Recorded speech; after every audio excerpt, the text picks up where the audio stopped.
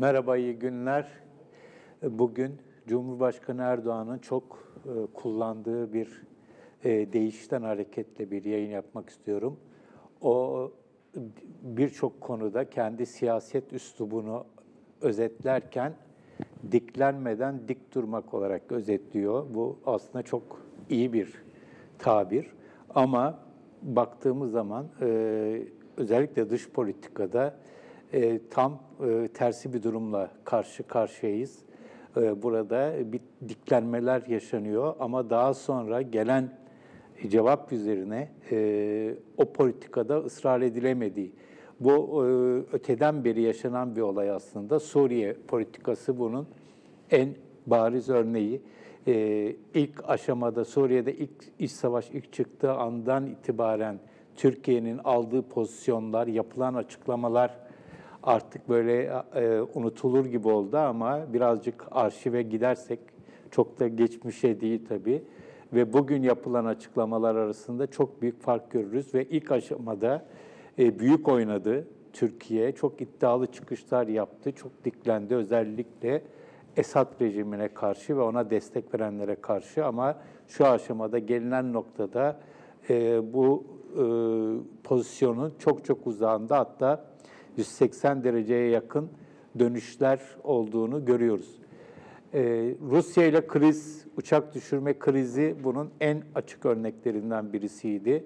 Orada da uçak düşürdükten sonra ilk günler yapılan sert açıklamalar, çok kendinden emin açıklamalar, meydan okumalar ama ardından Rusya'nın uyguladığı yaptırımların ışığında, yaptırımların ardından Rusya'dan özür dilenmesi ve ilişkilerin iyileştirilmesi ve önceki açıklamaların unutulmuş olması.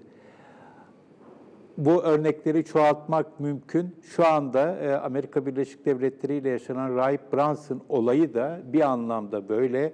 Henüz şu ana kadar Erdoğan'dan bu konuda en son yapılan yaptırım açıklamalarının ardından kimse Türkiye'yi tehdit edemez gibi açıklamalar yapmıştı ama özellikle iki bakana getirilen mal varlıklarına el koyma, mal varlıklarının olup olmadığının bir önemi yok. Önemli olan Türkiye'nin iki önemli bakanının hakkında böyle bir karara Amerika Birleşik Devletleri'nin almış olması.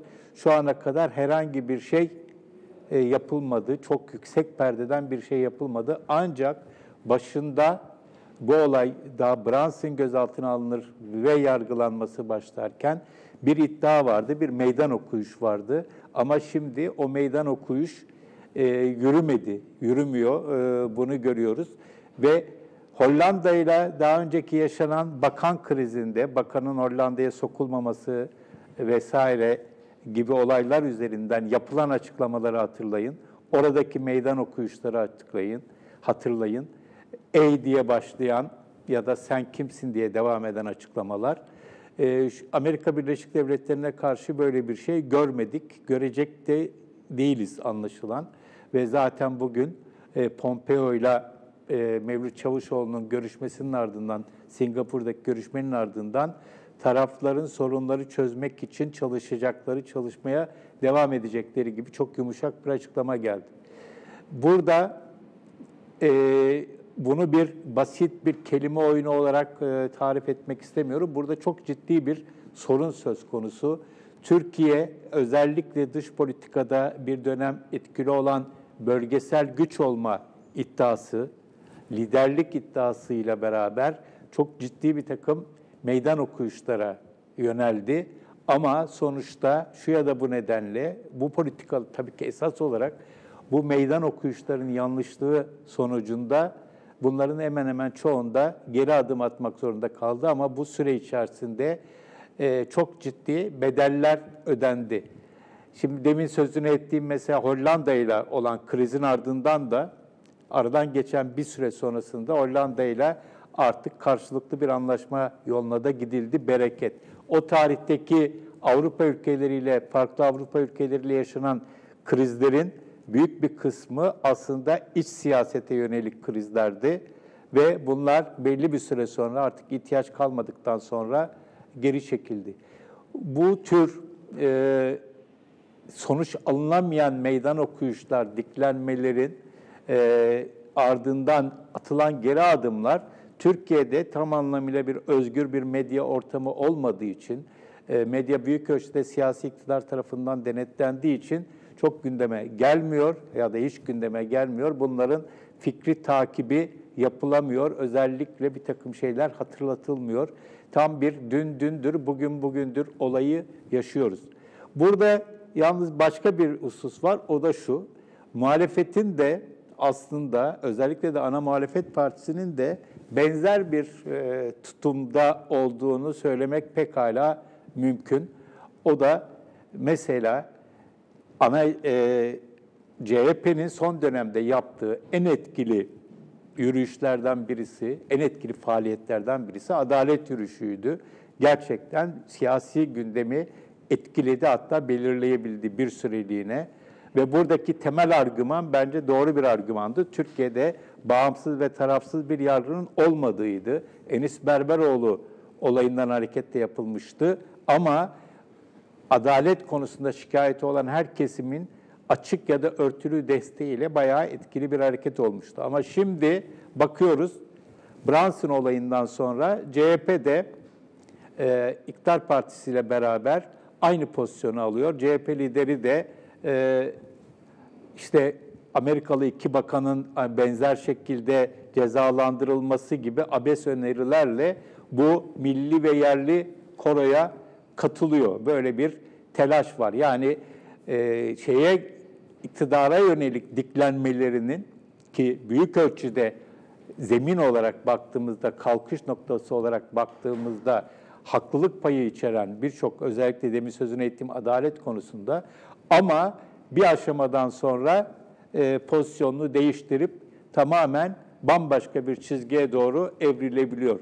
Mesela bu son olayda da yine HDP'ye çağrı bile yapılmamasına sesini çıkarmıyor. Tıpkı Yenikapı mitinginde olduğu gibi ya da dokunulmazlıkların kaldırılmasında olduğu gibi. Yani belli bir aşamada bir muhalefet çıkışı var, bir meydan okuyuş var. Ama daha sonra bir takım kaygılarla, daha çok milliyetçi kaygılarla pozisyonunu hemen değiştirme yaklaşımı var. O anlamda CHP'nin tabii ki farklı iki bağlam, ama muhalefetin de etkili bir şekilde bir dik durma içerisinde olduğunu söylemek, özellikle ana muhalefet partisinin söylemek mümkün değil. Olay milli, tırnak içinde milli bir olay söz konusu olduğunda, bu milli olayın, sorunun ortaya çıkmasında siyasi iktidarın sorumlulukları pekala göz ardı edilebilip hemen o koroya, o cepheye katılabiliyorlar. Bu dik durma meselesinde bir başka örnek, muhalefetten bir başka örnek Muharrem İnce aslında. Onu seçim öncesinde çok dile getirmiştim, biliyorsunuz, izleyenler biliyor. Erdoğan'la, Cumhurbaşkanı Erdoğan'la sürekli bir kapışma halinde bir seçim kampanyası yürüttük ki bence çok yanlıştı. Sürekli diklendi, Recep Bey diye hitap etti, onun hakkında videolar gösterdi seçim kampanyası sırasında ve doğrudan Tayyip Erdoğan'ı muhatap alarak ve ona Recep Bey diyerek bir kampanya yürüttü, dik bir kampanya yürüttü ve birçok kişi de onun bu diklenmesini, Erdoğan'a karşı diklenmesinden çok mutluluk duydu ve bu sefer bu iş oluyor duygusuna kapıldı. Ama sonra seçim gecesini saymıyorum. Seçim gecesi zaten adam kazandı oldu. O bir WhatsApp mesajıyla. Ertesi gün yaptığı basın toplantısında seçim kampanyasında dile getirdiği Recep Bey'in yerine Sayın Recep Tayyip Erdoğan ya da Sayın Erdoğan'a dönüştü olay ve orada da bu diklenmeyi sürdüremediğini net bir şekilde gördük. Burada önemli olan sürdürülemeyecek, gerek iktidar gerek muhalefet, kim olursa olsun siyaset yapan kişiler anlık bir takım göz boyamalar için, anlık bir takım aldatmacalar için ya da günübirlik geçici bir takım hesaplarla böyle büyük iddialı laflar, çıkışlar yapabiliyorlar. Ama daha sonra hayatın gerçekleri, siyasetin gerçekleri, real politik deniyor buna, uluslararası ilişkiler, dış politika söz konusu olduğunda bölgesel ilişkiler vesaire, bütün bunların hepsi karşınıza çıkıyor ve o sizin diklenmeniz anında boşa düşüyor ve bu sefer de çok ciddi bir şekilde geri adımlar atmak zorunda kalıyorsunuz. Belli bir aşamada medyayı kontrol ederek, bu konuların konuşulmasının önüne engel çıkartarak belli bir süre bunları engellemek mümkün olabilir. Ama bir yerden sonra bunlar artık çok daha fazla yönetilebilir krizler olamayacaklar. Şu anda Cumhurbaşkanı Erdoğan ya da Başkan Erdoğan hala konuşmasını sürdürüyor olması lazım. İlk 100 günün projelerini açıklıyor. Başlangıcını izledim, dinledim. Selçuklulardan başladı, günümüze kadar geldi, isim saydı. Bir hamasetle giriliyor ve büyük iddialı projeler dile getiriliyor ama bu projelerin kaynaklarının nasıl temin edileceği, zaten yaşanan çok ciddi ve giderek büyüyen dış ticaret açığının nasıl kapanacağı, bu kurun sürekli yükselişinin nasıl engelleneceği konusunda büyük yaklaşımlar yok. Ama biz ne yapacağız? Yarın sabah gazeteler, büyük ölçüde iktidara yakın olan gazeteler bu projelerin grafikleriyle vesaireyle karşımıza çıkacaklar. Büyük meydan okuyuşlar olarak herkesin bizi kıskandığı iddiasıyla bunları yapacağız.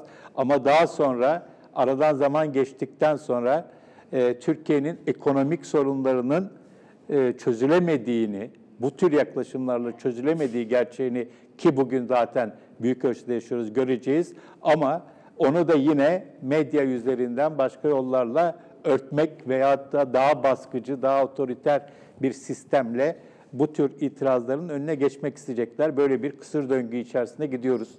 Bir keskinlik yarışıyla gidiyoruz ama hayatın gerçekleri, dünyanın gerçekleri bu tür keskin çıkışları, büyük iddiaları, büyük meydan okuyuşları mümkün kılmıyor.